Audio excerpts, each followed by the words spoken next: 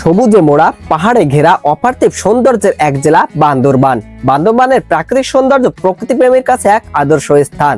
বান্দরবানের সৌন্দর্য উপভোগ করার জন্য লক্ষ লক্ষ পর্যটক বান্দরবানে ভ্রমণ করে থাকে।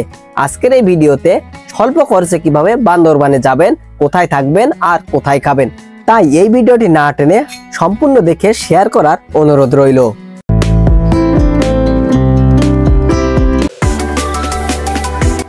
বান্দরবান ভ্রমণের জন্য সেদিন দুপুরে বাসা থেকে বেরিয়ে পড়ি নড়াইল রেলওয়ে স্টেশনের উদ্দেশ্যে। নড়াইল রেলওয়ে স্টেশনে অল্প সময় অপেক্ষা করার পর রূপসী বাংলা এক্সপ্রেস ট্রেনটি নড়াইল রেলওয়ে স্টেশনে প্রবেশ করে। এরপরে আমরা ট্রেনে উঠে পড়ি। গন্তব্য আমাদের রাজধানী Dhaka.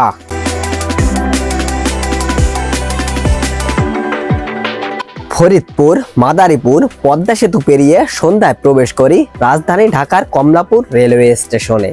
Welcome to Kamalapur railway station. চলে এলাম রাজধানী ঢাকাতে। এবার আমাদের গন্তব্য রাজধানীর কমলাপুর রেলওয়ে স্টেশনের ৬ নম্বর প্ল্যাটফর্ম, কারণ ৬ নম্বর প্ল্যাটফর্ম থেকে ছেড়ে যাবে আন্তনগর মহানগর এক্সপ্রেস। ট্রেন ছাড়ার অল্প কিছুক্ষণ পূর্বেই প্রচুর বৃষ্টি শুরু হয়ে যায়। ঢাকা থেকে চট্টগ্রাম জনপ্রতি ভাড়া নেয় ৪০৫ টাকা।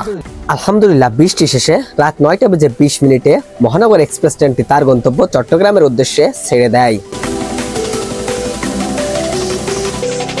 Welcome to Chittagong railway station. এখন ঘড়িতে সময় হচ্ছে সকাল ৫টা বেজে ৫০ মিনিট। চট্টগ্রাম রেলওয়ে স্টেশন থেকে নামার পর দ্রুত টিকিট কাউন্টারে গিয়ে ৭০ টাকা দিয়ে একটি টিকিট নিয়ে চলে যায় প্ল্যাটফর্মে। সকাল ৬টা বেজে ১৫ মিনিটে সৈকত এক্সপ্রেস ট্রেনটি চট্টগ্রাম রেলওয়ে স্টেশন থেকে তার গন্তব্য কক্সবাজারের উদ্দেশ্যে ছেড়ে দেয়।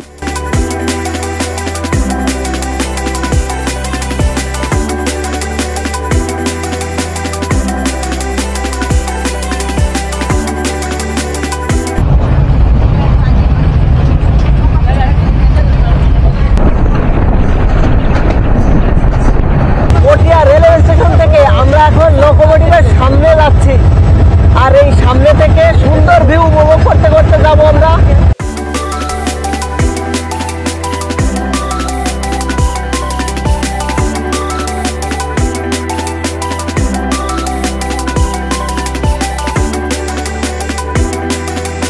Welcome two Satkania railway station. চলে এলাম চট্টগ্রামের সাতকানিয়া রেলওয়ে স্টেশনে। আর এই যে সৈকত এক্সপ্রেস ট্রেন। এরপর আমরা সাতকানিয়া রেলওয়ে স্টেশন থেকে বেরিয়ে যাব, তারপর যাব আমরা বান্দরবানে। আর এই সাতকানিয়া রেলওয়ে স্টেশনে আসার পর আজকে আমাদের ট্রেন যাত্রা শেষ হয়ে গেল। আমরা এখন বেরিয়ে যাচ্ছি সাতকানিয়া রেলওয়ে স্টেশন থেকে। পেছনে রেখে এলাম সাতকানিয়া রেলওয়ে স্টেশন।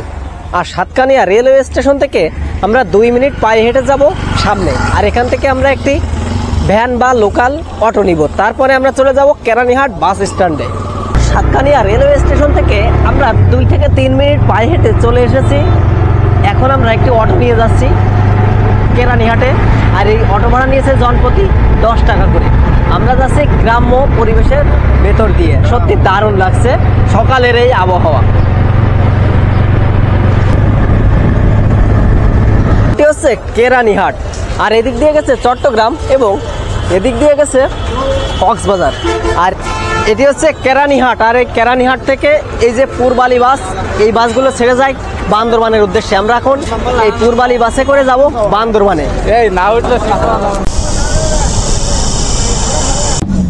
এখন ঘড়িতে সময় হচ্ছে সকাল ৮টা বেজে ৫৫ মিনিট। কেরানীহাট থেকে বান্দরবানের উদ্দেশ্যে পূর্বালী বাসটি ছেড়ে দিল।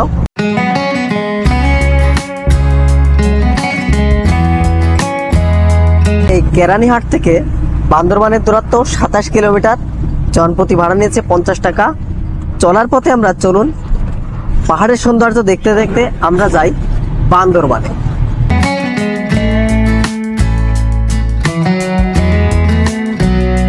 এই মুহূর্তে আমরা বিজিবি ট্রেনিং সেন্টার পেরিয়ে যাচ্ছি। এটি হচ্ছে বিজিবি ট্রেনিং সেন্টার।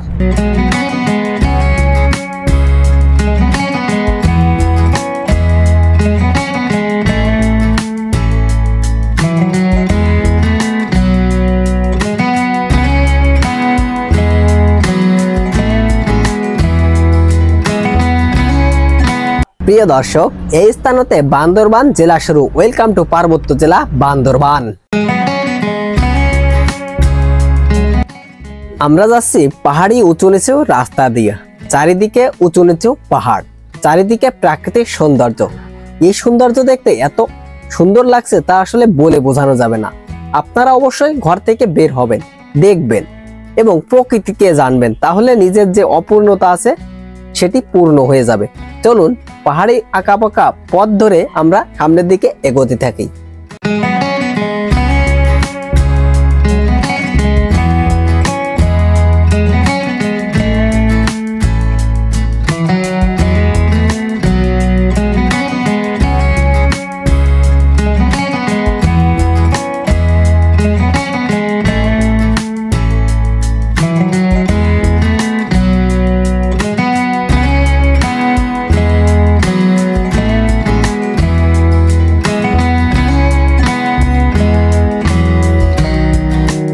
বান্দরবানের রেইসা বাজারে রেইসা আর্মি ক্যাম্পে তারা প্রত্যেকটি গাড়ি চেক করে এবং যারা পর্যটক আছে তাদের ভোটার আইডি কার্ড দেখাতে বলে। আমরা অবশ্য দেখিয়েছি।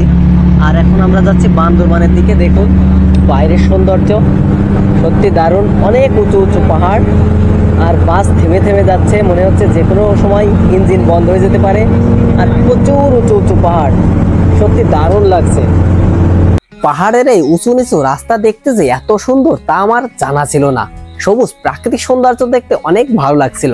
তাই অবশ্যই আপনারা বাসা থেকে বের হন, উপরেলা লীলাখেলা দেখুন, তাহলে আশা করি আপনাদের অনেক ভালো লাগবে। চলুন আমরা যেতে থাকি বান্দরবানের দিকে।